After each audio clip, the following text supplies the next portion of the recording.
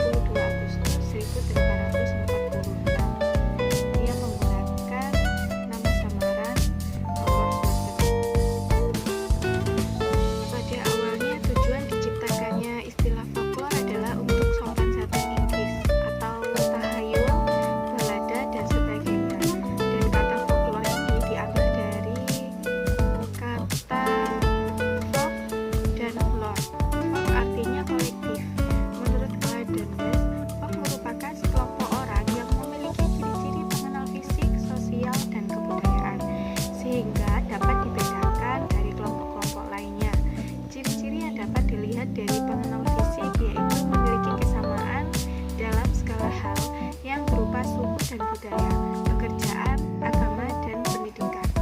Mereka telah memiliki suatu tradisi, yakni kebudayaan yang telah mereka warisi secara turun-temurun, sedikitnya 2 generasi, yang dapat mereka akui sebagai milik bersama dan menyadari identitas kelompok mereka sendiri. Kemudian arti dari lore adalah sebuah tradisi dari folk, yaitu sebagian kebudayaannya yang diwariskan secara turun-temurun, secara lisan atau melalui suatu contoh yang disertai dengan gerak isyarat atau alat pembantu pengingat. Jadi, menurut pendapat dari para ahli, dapat disimpulkan bahwa folklore adalah sebuah tradisi yang diturunkan secara turun-temurun dan sedikitnya 2 generasi.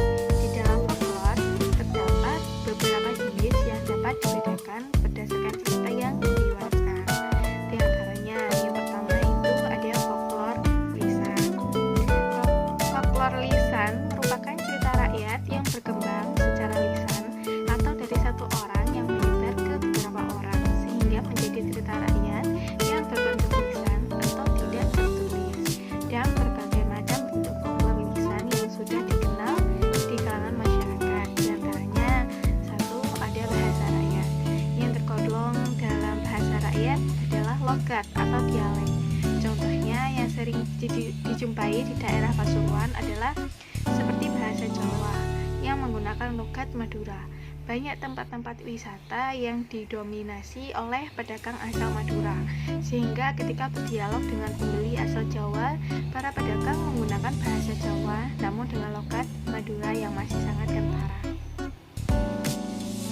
Di dalam bahasa rakyat terdapat beberapa bentuk lain selain dari logat. Di antaranya ada bahasa slang.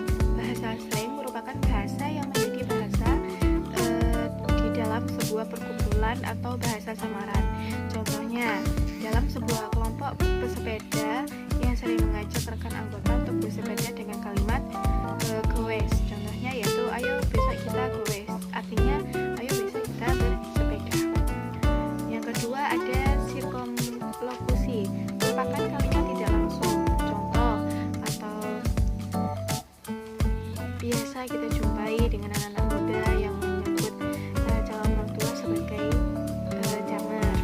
Kemudian ada bahasa julukan nama, yaitu merupakan pelabelan nama dari beberapa orang yang terhadap orang lain yang memiliki karakter atau ciri khas yang unik. Contohnya seperti pelawak Indonesia yang sering kita ketahui atau kita tonton di televisi, yaitu Muhammad Sulaiman Hasan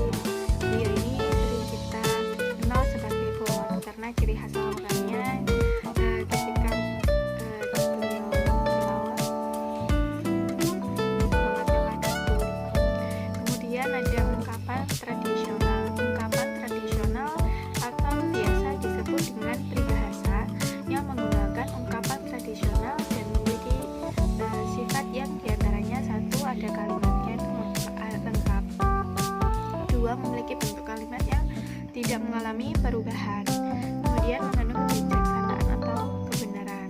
Kemudian ada pertanyaan tradisional, disebut juga dengan sebuah pertanyaan yang teka-teki. Di dalam teka-teki itu terdapat dua golongan, yaitu ada teka-teki yang sesungguhnya atau teka-teki yang pertanyaannya dapat dicerna dengan logika. Contohnya, yang kehilangan merasa bahagia, yang menemukan merasa marah. Jawabannya adalah orang yang gendut. Kemudian teka-teki yang mengandung pokok permasalahan dan bersifat gurauan.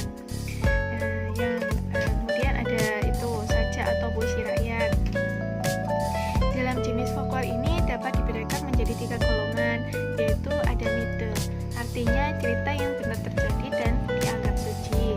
Kemudian ada legenda, artinya cerita rakyat yang tidak dianggap suci, namun kevalitan dari cerita tersebut dipercaya oleh warga sekitar. Kemudian ada dongeng, artinya sebuah cerita rakyat yang menceritakan kisah yang tidak dilogikakan.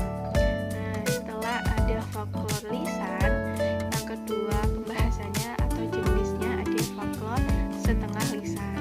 Folklore ini di dalamnya terdiri dari unsur lisan dan bukan lisan yang memiliki 2 golongan, yaitu kepercayaan rakyat atau tahayul, sebuah cerita yang tidak dapat masuk di akal. Kemudian ada permainan rakyat, sebuah permainan yang dilakukan secara turun-temurun dari nenek moyang dan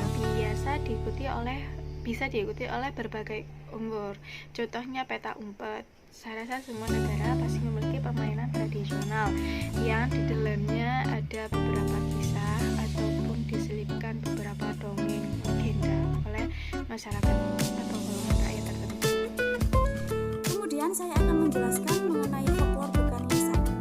Folklore bukan lisan adalah jenis folklore yang bentuknya bukan lisan. Namun proses pembuatan folklore ini memang diajarkan secara lisan, tetapi bentuknya bukan lisan. Folklore bukan lisan terdiri atas material dan non-material. Material seperti arsitektur rakyat, bentuk rumah adat daerah, bentuk lumbung padi dan lain sebagainya, kemudian kerajinan tangan dan obat-obatan tradisional. Sedangkan yang termasuk non-material seperti gestur atau gerakan isyarat tradisional. Contohnya, bila di desa-desa itu ada pos ronda dan di situ ada kentongan. Kentongan itu ketika dipukul akan menandakan bahwa ada mara bahaya yang sedang muncul atau ada maling, seperti itu. Kemudian yang keempat adalah folklore anak. Folklore anak itu adalah anak-anak yang memiliki imajinasi yang sangat kritis dan beragam, sehingga dalam menerima dan mengembangkan folklore itu sangat dekat dengan dunia anak-anak.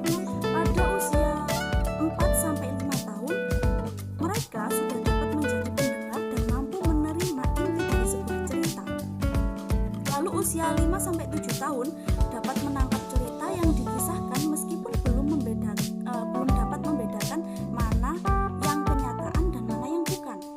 Kemudian usia 7-12 atau 14 tahun, anak-anak sudah mampu mendengarkan, membaca, mengamati suatu objek kehidupan.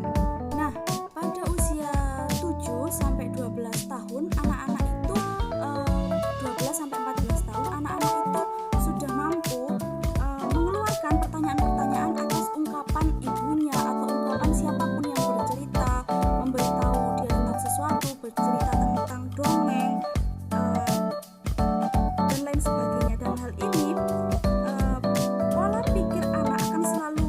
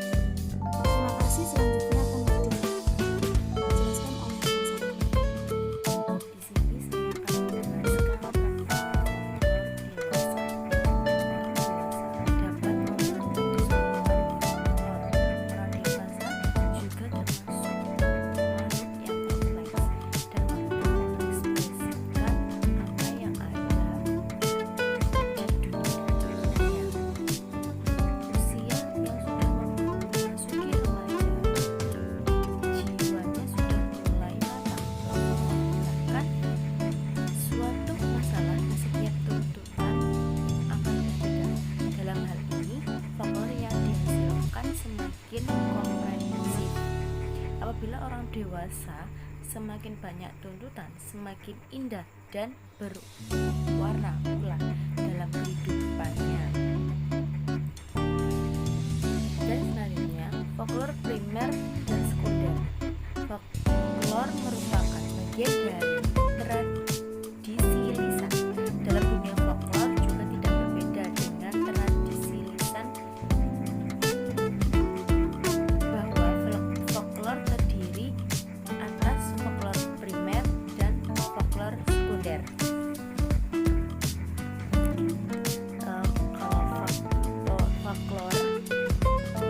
Folklore primer yaitu suatu karya yang masih murni tanpa ada perubahan sama sekali. Sedangkan kalau folklore sekunder yaitu suatu karya yang telah mengalami perubahan. Dalam folklore sekunder memang sulit untuk diterima oleh masyarakat maupun peneliti folklore, karena folklorenya sudah tidak murni lagi, terpengaruh adanya teknologi yang semakin canggih sehingga komunikasi jarak jauh dapat dijangkau. Tetapi untuk memastikan folklore itu asli atau tidaknya akan kesulitan apabila menggunakan komunikasi jarak jauh. Selanjutnya, folklore kolektif luas dan sempit. Folklore kolektif luas mengacu pada objek folklore yang berlaku, berkembang, dan dituntut oleh komunitas yang lebih luas. Meskipun masih memiliki batasan kolektif, folklore ini memiliki komunitas penutur atau pengguna yang lebih luas, bahkan multikultural. Hal ini dikarenakan jenis folklore ini tidak hanya dikenal melainkan juga ditutur secara aktif oleh masyarakat kolektif yang tidak berbatas pada adat, budaya, atau suku tertentu.